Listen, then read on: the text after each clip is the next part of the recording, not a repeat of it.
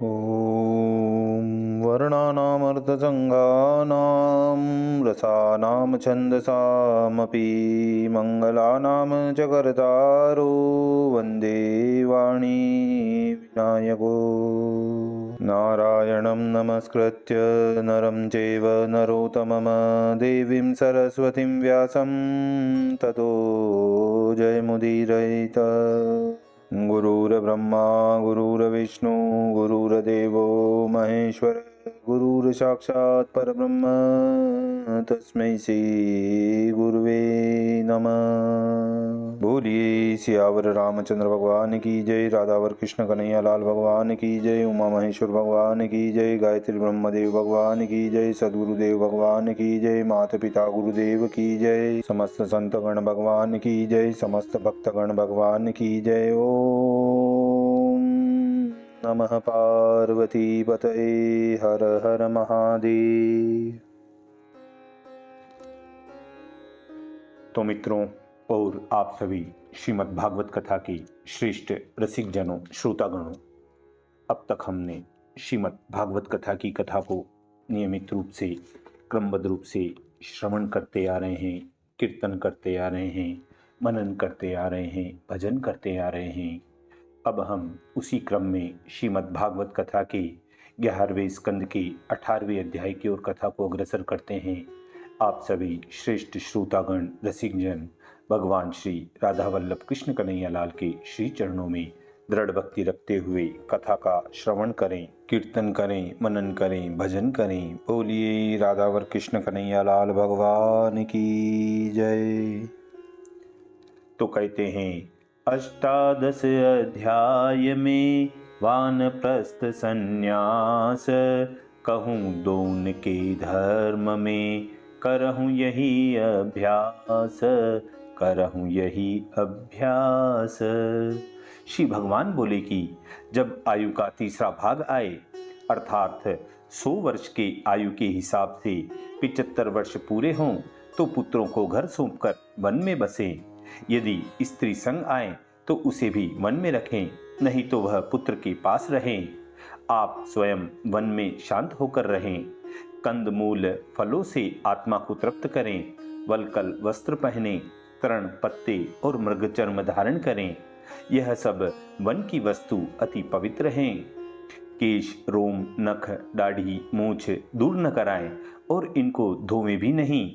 जल में 3 काल स्नान करें, भूमि में शयन करें, ग्रीष्म ऋतु में पंचाग्नि तापें, वर्षा में जलवृष्टि सहें, जाड़े में कंठ तक जल में मग्न रहें। इस प्रकार तप करें। अग्नि से पका हुआ पदार्थ खाएं या समय के पक्व फलादि खाएं। ओखली व पत्थरों से जो कुटी हो वह वस्तु खाएं। दांत से कुटी वस्तु को न खाएं। अपनी सब आजीविका की वस्तु आप ही ले आएं और देश काल का बल देखें। पहला संग्रह न करें। जब नवीन अन्न प्राप्त हो जाए तो पुराने का त्याग करें। वन की वस्तु के चरु पुरोडाश से देवताओं का यज्ञ करें। वन में आश्रम बनाकर रहें, परंतु वेदोक्त पशु से मेरा यजन करें। पूर्ववत नाम गृहस्थाश्रम सरीखे अग्निहोत्र, 10 पूर्ण मासेष्ठी चातुर्य मास यज्ञ, इतना ही वेद गृहस्थाश्रम को अनुष्ठान कहा है।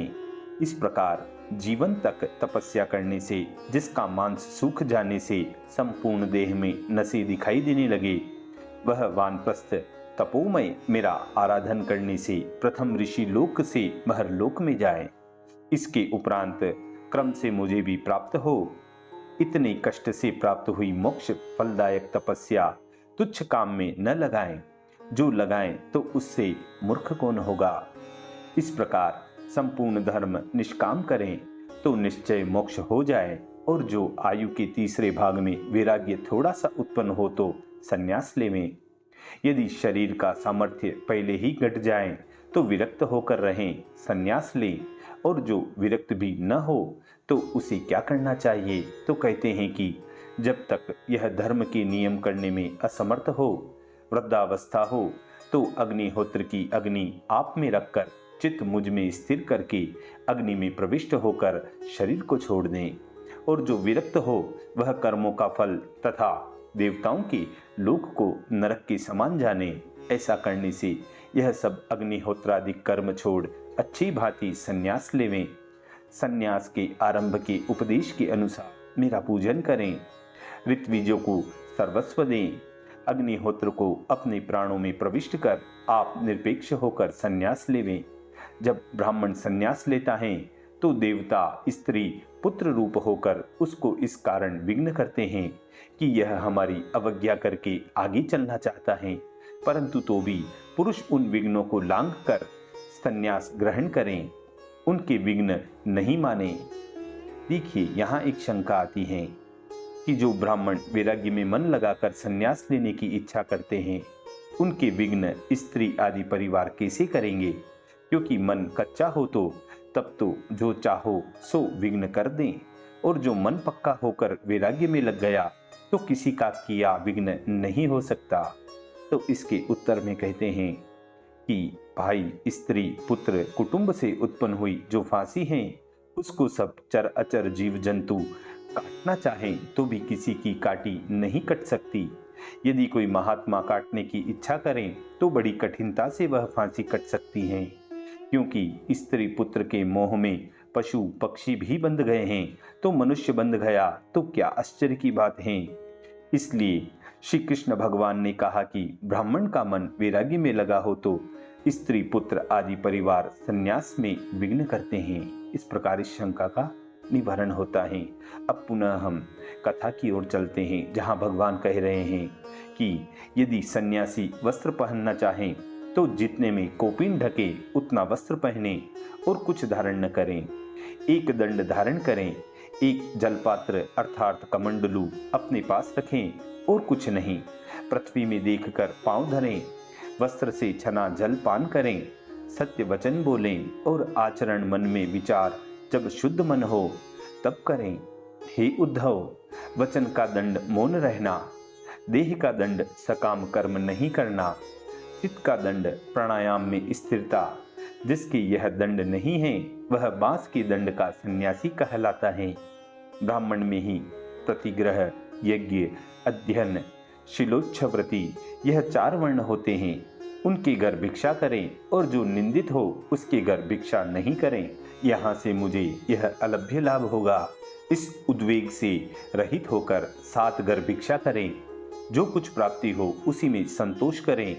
भिक्षा लेकर जहाँ जलाशय हो वहाँ जाएं और पांव धोकर आचमन कर मौन होकर मार्जन करें। मार्ग के दोष की शुद्धि करें।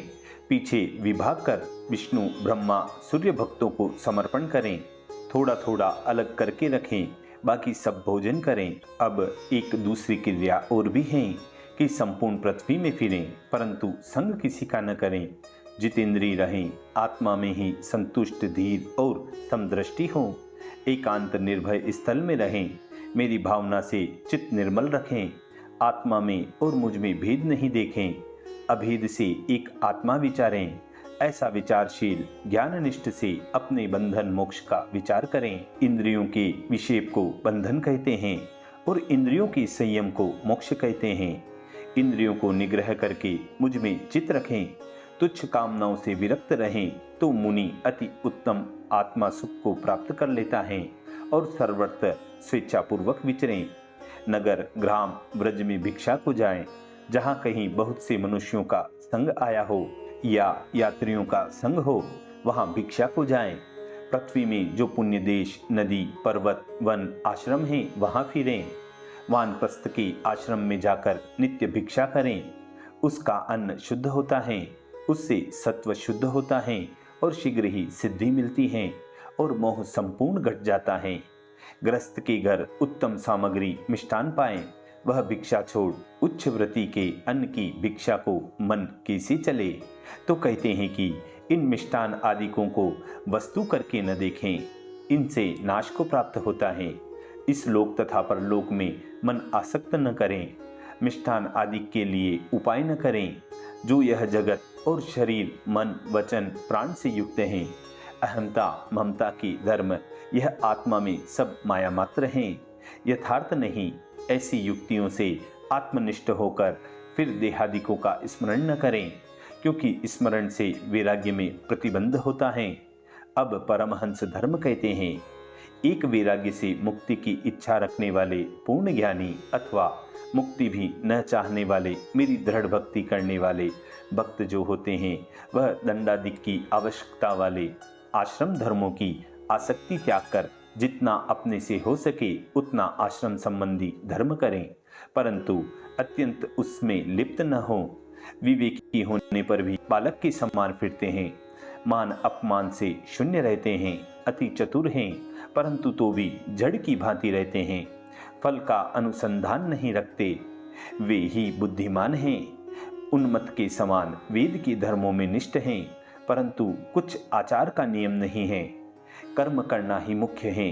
वेद के वाद में आसक्त न हो, पाखंडी न हो, केवल तर्क ही सब जगह न करें, और जहाँ प्रयोजन बिना वाद होता हो वहाँ किसी का पक्ष न करें। किसी मनुष्य को उद्विग्न न करें, न मनुष्यों से आप उद्विग्न हो। अपमान किसी का न करें, परंतु आप अपमान सह लें। इस देह के लिए पशु के समान किसी से वेर न करें, क्योंकि सब में आत्मा एक ही है।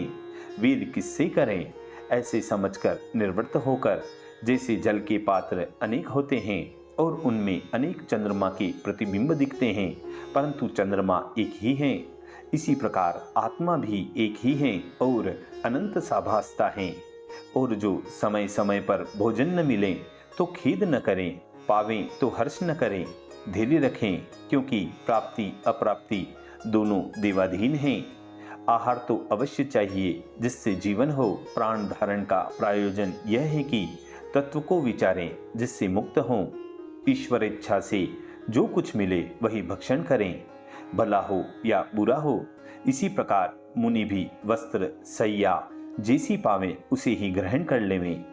जैसे मुझे कुछ चाहना नहीं परंतु लीला पूर्वक धर्म करता हूँ, इसी प्रकार ज्ञानी पुरुष भी आसक्ति छोड़कर सोच, आचमन, स्नान और नियम भी करें।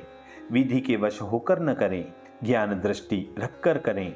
ज्ञानी को भेद की प्रतीति नहीं होती, और जो होती हैं वह पहले ही मेरे ज्ञान से नष्ट हो जाती हैं। यद्यपि देह गिरने तक कभी कभी आहार आदि में भेद प्रतीत देखी जाती हैं, परंतु तो भी वह यथार्थ रूप जानी हुई हैं। देह के गिरने पर मुक्ति हो जाती हैं। अब केवल वैराग्य युक्त हो ज्ञान की इच्छा रखने वालों का कर्तव्य कहते हैं कि जो यह ग्रह पुत्र आदि सबको दुख रूप जान वैराग्य युक्त हो ज्ञान की इच्छा करता हो, मेरा धर्म भी कुछ जानता हो, वह उत्तम गुरु का सेवन करें। जब तक ब्रह्म ज्ञान न मिले तब तक श्रद्धा और भक्ति रखकर ईर्ष्या छोड़ गुरु को मेरा ही स्वरूप जान अत्यंत आदर सत्कार से उनकी सेवा करें। अब अधिकार बिना जो संन्यास लेता है उसकी निंदा करते हैं। इंद्रियों का निग्रह न किया हो, बुद्धि अति आसक्त हो, ज्ञान वैराग्य रहित हो, ऐसा जो संन्यास लेता है वह संन्यास जीविका के अर्थ हैं, इसी कारण निंदित हैं। वे अधर्मी सन्यासी हैं जिन्होंने देवताओं की वंचना की है, जो ग्रस्त धर्म में देवता अतिथि का पूजन करना छोड़ दिया, संन्यास धर्म भी नहीं करते, इससे सबकी अवज्ञा ही करते हैं। इनकी वासना दग्न नहीं और आत्मरूप हृदय में स्थिर मेरी भी वांछना करते हैं, इसीलिए इस लोक और परलोक में नष्ट हो जाते हैं। सन्यासी का मुख्य धर्म शम और अहिंसा है। वानप्रस्थ का मुख्य धर्म तपस्या और विचार है। ग्रस्त का मुख्य धर्म प्राणी मात्र में दया है, रक्षा है और देवताओं का यज्ञ करना है। और ब्रह्मचारी का धर्म यही है कि गुरुओं की सेवा करें। यहाँ ग्रस्त का और भी धर्म कहते हैं। ब्रह्मचर्य, तप, सोच, संतोष, प्राणी मात्र से सुतृद्धता और ऋतु के दिन स्त्री संग करें, यह ग्रस्त के धर्म है। मेरी सेवा करनी तो सबका ही धर्म है। हे उद्धव, इस प्रकार के स्वधर्म से मेरा नित्य भजन करें और स्त्री पुत्रादिकों में प्रीति न रखें, प्राणी मात्र में मेरी भावना रखें, तो उस पुरुष को शीघ्र ही मेरी भक्ति मिल जाती है। हे उद्धव, ऐसी अव्यभिचारिणी भक्ति से सब लोक के महेश्वर को, जो सबकी उत्पत्ति, पालन और प्रलय का कारण ब्रह्म रूप मुझको प्राप्त हो जाता है। इस प्रकार स्वधर्म से शुद्ध चित्त होने से मेरा स्वरूप जानने में आता है। विज्ञान और वैराग्य युक्त होकर शीघ्र मुझे प्राप्त होगा। अब सबको निराधार तात्पर्य कहते हैं कि वर्णाश्रम वालों का यह आचार रूप धर्म का फल पितृलोक की प्राप्ति कराने वाला है। यही धर्म भक्ति से मुझे समर्पण करें तो परम फल मोक्षानंद को प्राप्त होता है। हे साधो, यह सब धर्म मैंने तुमसे कहा, जो मुझसे पूछा था। जो भक्त स्वधर्म संयुक्त होकर इसे करें वह मेरे परब्रह्म रूप को प्राप्त होता है। इसी मधुर संवाद के साथ श्रीमद् भागवत कथा के 11 स्कंद के 18वें अध्याय 18वें अध्याय की पूर्णता व समाप्ति होती है। बोलिए श्री कृष्ण कन्हैया लाल भगवान की जय।